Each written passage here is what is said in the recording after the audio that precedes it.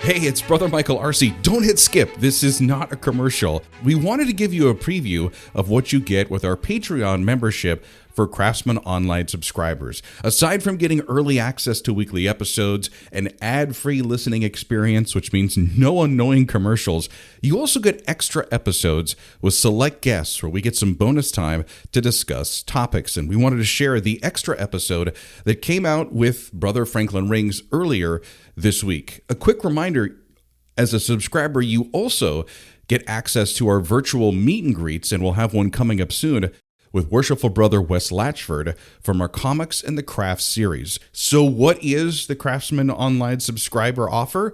This is all yours for just $5 a month, and honestly, it's a great way to support our show. You can start your free 7-day trial by clicking the link in the show notes for this episode, and just know that your support helps fund the production and costs associated with the Craftsmen Online podcast. And now, without further ado, enjoy this subscriber extra.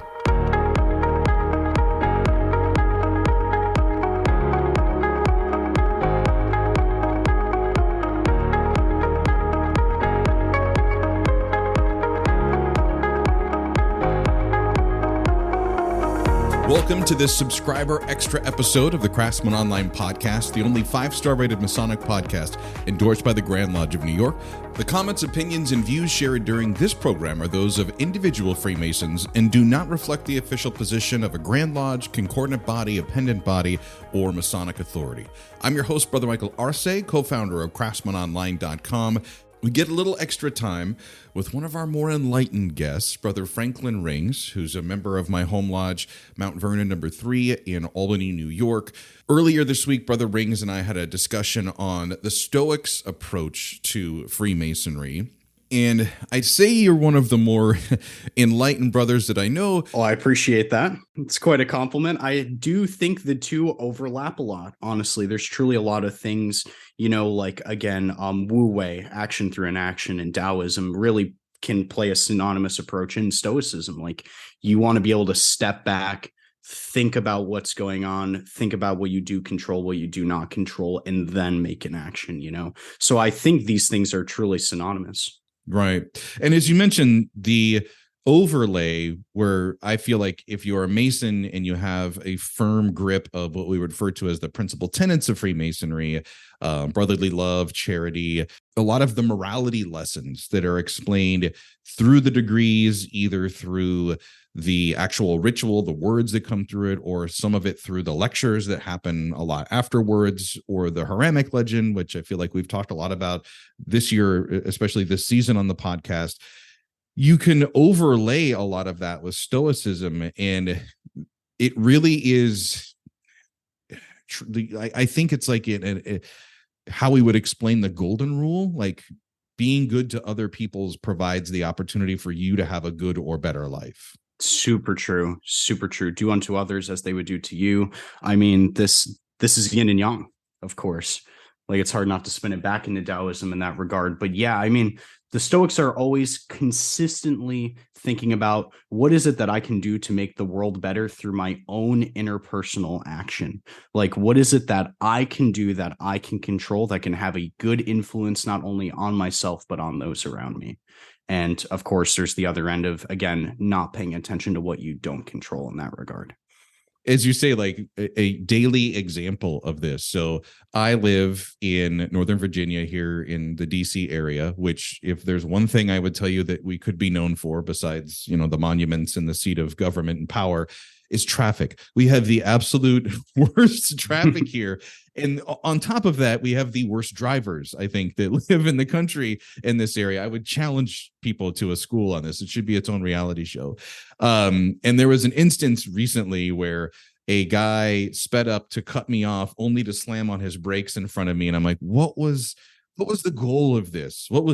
And I sat there behind him for a good 15 minutes in traffic thinking, first, oh, I want to get even with this person. Like, what can I do to get him back for it? And then the Stoic side turned on in my brain, and it's like, but how would that benefit you? What would be the good of that? And by the way, you have things in your trunk. I had a couple glasses or bottles of wine. It's like, if you slam on your brakes, what if he hits the back of your car? Like I started thinking about all of those instances. It's like, but then it's just not the right and good thing to do. And I can just let it go. Because obviously it was more important for him to be in front of me than for me, even knowing we're both going to end up at the same place at the same time. Yeah, that's a great example.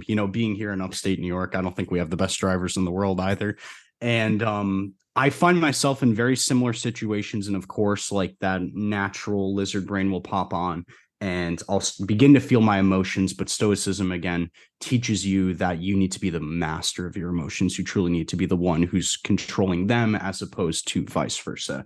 And when I think about situations like that, Stoicism consistently teaches you that you do not control other people. It may seem like you can have influence on other people, but you don't control them.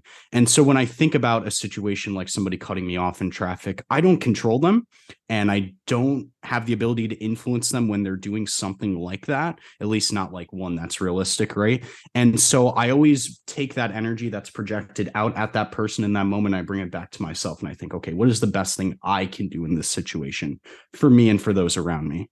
And it's very rarely to give back to them in forms of revenge or vengeance in some capacity and do the same to them. There's actually a Stoic quote that talks about how the best revenge is to not be like your enemy. So it plays into that in that regard. Yeah, absolutely. Yeah. The other one that it reminds me of, and sometimes I have to be my own Stoic. I feel like I'm Marcus Aurelius, who wrote Meditations, which really was supposed to just be kind of a journal or a diary for himself. And then indeed, it kind of got discovered and then became a book. And there's some speculation, like, was he writing it as like wisdom to share with future generations, or was he really just writing it as a collection for his own thoughts? I'll let you be the judge if you ever pick up the book and actually go reading through it. To me, it seems like because of so much and so many personal moments where he challenges his own doubts and fears, nobody with any ego that was as great as he would just put that out there and go, oh, even 100 years from now, I still don't want people to think that, I questioned myself like this. But in that vein, I'm one of those people that over plans and overthinks things. So in my situation, I was going through a job search and it was like, okay, so I'm going to have this interview. And then 3 days later, I follow up and then this, and then, it was just, and I was just like, whoa. Dude, take a deep breath. Like, you don't control any of these other variables, and stop thinking about like, why didn't I get a phone call from this person? Or how come they haven't even read my email yet? Or how come they didn't accept my connection on LinkedIn as I'm trying to, find my way in? It's like, it's going to happen. Like, and it's the things that we've always been told in life. But when you start to understand the principles of Stoicism, you start to believe kind of that, I think the modern expression is trust the process. Yes. You can't go through life like a little leaf in a stream and just let things happen for you. And this isn't like the Jim Carrey yes man where you just say yes to everything, but it's understanding what your part is, what decisions exist for you at that moment, and then making the best decision or the choice that you can to move to the next place, hoping that you're going to have a good outcome, but not really worried about that because you realize that that's ultimately out of your control. Yeah, certainly. This is the dynamic of control, the duality of control. I believe it's Epictetus that talks a lot about this in his discourses, and it's absolutely fundamental to living a good life in that regard, right? Like a virtuous life. You need to be able to understand for your own peace and sanity the things that are completely outside of your influence.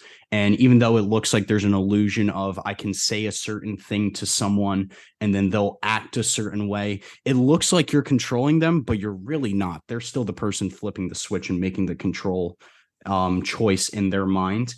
And I think once you realize you don't have control over somebody or the actions that they take, a lot of things like, for example, a job interview become much more simple in a good way, because then you realize I truly only need to focus on, in this example, of course, like being the best version of me and being the most presentable. And that's all something that comes from within and extends out. And that's all you need to do. Yep. Yeah. And I feel like we think in our modern times, because of technology, information and news can pass and be communicated so quickly, instantly almost. And we feel like no other time in human existence has ever had this much stress. Certainly. And true, well, in Marcus Aurelius's time, just like in George Washington's time, letters were how things were communicated. They were still traveling on horseback to get places, moving armies or men. There were supply line issues. There was new terrain. There would be obstacles that would come up. There would also be concerns from who was governing or managing things back home, their own personal and family life issues. It's not like they had 3 months to just kind of kick back and wait for a letter to come from them from wherever they happened to be. There were language barriers. There were all these challenges.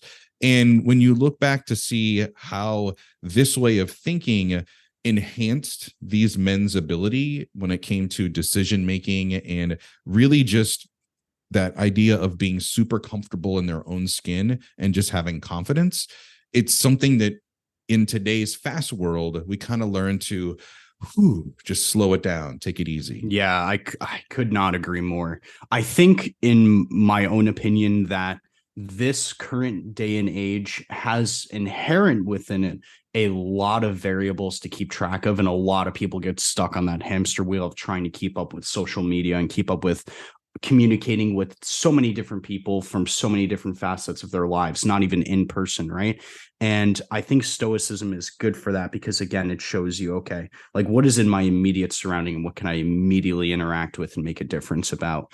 And in that regard, I mean, like, Marcus Aurelius is good for that too. He lived in a time period where it was very like scarily similar to what's going on right now. Like, he lived through a pandemic, he lived through wartime, and we've been experiencing very similar things. And he's like, he always, again, keeps in mind, you just need to stay centered and one step at a time, like you said, calm and one step at a time. There's another quote from a very similar gentleman, Brother Washington, where he saw a play. I forget what the exact play was on. I think it might have had to do with either Seneca or Epictetus. And there's a quote that comes from the play in which the actor says, "In the calm, mild light of philosophy." And Brother Washington took that quote and he ran with it in his Stoic studies and presidential career as something to like keep him centered. Whenever things got complicated or there were a lot of variables and he couldn't like process through too many things at once, he would think in the calm, mild light of philosophy, which is truly what Stoicism should be like thought about in that regard. Just like as Master Masons, we try to live through the lessons that we are taught through the degree work. In Stoicism, there's some ways that you can get updates as well. So you have been turned on to the Daily Stoic book by Ryan Holiday that we mentioned. You were actually living that on like a day-to-day basis? Yeah, I will admit I'm not consistently always every single day able to read it, but throughout the past like maybe 14, 16 months, I try to utilize it at least like 4 times a week, so 4 times a week. But I will, it's always my intent to try and go through 7 days a week. I remember when that book came out, and I probably discovered it, 5-6 years ago. I never purchased the book. I didn't read it, but at that time on, I think it was his Instagram channel, Ryan would kind of post like a daily Stoic thought. I think this was leading up to the email that comes out now with like daily notes and the podcast that kind of comes off of the email. And that's how I got exposed to it. It was like, oh, this is like really simple, like 1 sentence suggestions that you can carry with you through the day. Were there any that you recall reading that you're like, oh yeah, I read this, it stuck with me and it followed me through the day? There's been quite a few from Marcus Aurelius that have been really good. Like, one that immediately comes to mind that gets talked about a lot, but I think it's worth continuing to talk about, is his conversation about waking up in the morning and recognizing that you are going to meet with people who are not going to be good or virtuous or maybe carry the same values as you, but to be mindful and recognize that and still continue to be who you are regardless to how those people act. And this is something, I believe it was in the earlier year through the Daily Stoic, but this gets talked about very early on in Meditations. I believe it's like the first passage in book 2, which is essentially like the first book in Meditations. And in it, he reminds the reader, which in this case is, of course, himself, that when you awake in the morning, you're going to meet with the busybody, the unvirtuous, the angry, the jealous, like this whole long paragraph list of undesired characteristic traits. And he mentions again, like, don't allow that to interrupt who you want to be. He says, I know the difference between good and evil, as these people perceptively cannot, and I can't allow their actions to impede my will and how I want to act. And I think that's just like absolutely amazing in our current society. I think a lot of people end up being influenced too much by things outside of their control, which is consisting of other people, obviously. And if you're able to pull back from that and go inside and think about what you value in the person you want to be, and do that in spite of how other people act throughout your day, like you're living a very stoic life in that regard. So that is something that has popped up through the Daily Stoic that makes a huge influence in my life personally. Oh, dude, that's such a great example, because I missed my book. I lent it to a friend. If anyone who has ever gotten a book from me, you know, like I highlight and underline things. I'll write notes in the side of the book. Like it looks like a textbook by the time I'm done with it that you would get from school. Like I really study these. In that particular line, two things were takeaways for me on that. Number one was I'm like, what is he talking about? No, he's not. And I remember reading that. I think it was like over the weekend. And then I went to work on Monday with the mindset that I'm going to try to identify these people as they come up. I'm like, oh my gosh, I've only really been at work for like half an hour, and all of those people just entered into my spectrum here. Like, this is so, like, he's right. And I took it as another part of it was like, as you said, and more simply, I to myself always say, don't allow the distraction to become your focus. And I feel like so often, and this is a challenge we have as Freemasons, whether it's from some of the parts of our actual obligation, especially when it comes to like other brothers, but also just we are generally good people. You'll say, oh, that person's a Freemason. Oh, yeah, that makes sense. He has a good heart. He's a good man. He's a good person, right? We care about others. We're empathetic.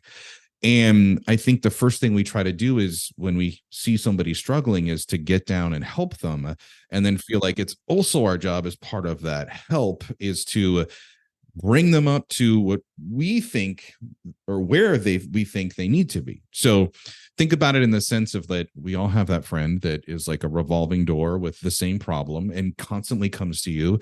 And you're like, well, the solution to this is you just need to do this, and they won't do it. And then 2 weeks later, they come back and they're like, oh, it's the same. And they frustrate you, right? In the time that you spend trying to console and work with that friend, you're taking the focus off of the things that are important to you during the day. And to me, that was like the big takeaway, is that these little rocks that are going to show up on your path to get places, the minute you see them and you look at them and you have the mindset, I'm not going to trip or kick that rock, guess what's the first thing that you're going to do? I think it's in aerobatic piloting they talk about this, but like if you're going through a loop, like let's say for the sake of imagery, you're going through a ring of fire in a plane, right? They tell the pilots, do not focus on the ring of fire, because if you focus on the ring of fire, you're going to hit the ring of fire. That's just how the human brain works. You need to think about something else. You need to pay attention to something else. And I think that's really like, that's just another part of what Aurelius is saying in that passage is if you bring it back to what you can control, which are your actions and how you think, you can then use that as your guiding light, as opposed to letting other people influence your mind and what you want to do in that regard. And you mentioned being good and helping people. And obviously that was like a massive part of what I joined Freemasonry for, which was to be, involved with gentlemen with that same exact mindset. And when I was thinking about the Daily Stoic, there was another passage actually that comes out of Meditations that I really wanted to bring forth, because I think it intertwines with Freemasonry in that regard as well, but also aligns with that good. And this is, don't behave as if you are destined to live forever, What's faded hangs over you. As long as you live and while you can, become good now. And so that consistently reminds you, you know, memento mori, we're probably not going to be sitting here living forever. But in fact, there's like this sword that hangs over you, and that's death in that regard. And you never know when the sword's going to drop and cut your time. So it's very, very imperative to be good now, because a moment later you might not be able to express that good. And that ties in with what you were saying. Yeah, and that's one of those Masonic crossovers. You'll hear memento mori being mentioned, and you're like, oh, and that's when I'm like, oh, wait, are they saying that because that's one of the coins that Ryan Holiday sells on his podcast? Yeah, surely that's the reason. I just look forward to our next episode, because I know you're going to take me and the listeners to a whole new place and a way of thinking, and I live for that. Well, I love being on this podcast, truly and honestly, and I will be adamantly looking forward to the next time I can share anything I've got with you and the listeners.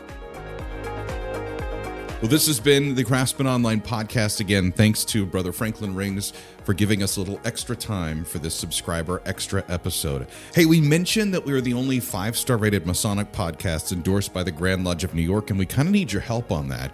As a subscriber, I know you're a fan, and we appreciate your support of the Craftsmen Online Podcast. All it takes is a couple seconds. It means a lot. Give us a quick review on Apple Podcasts or wherever you hear this podcast, so we can keep that 5-star rating. Until next time, my friends, let peace and harmony prevail.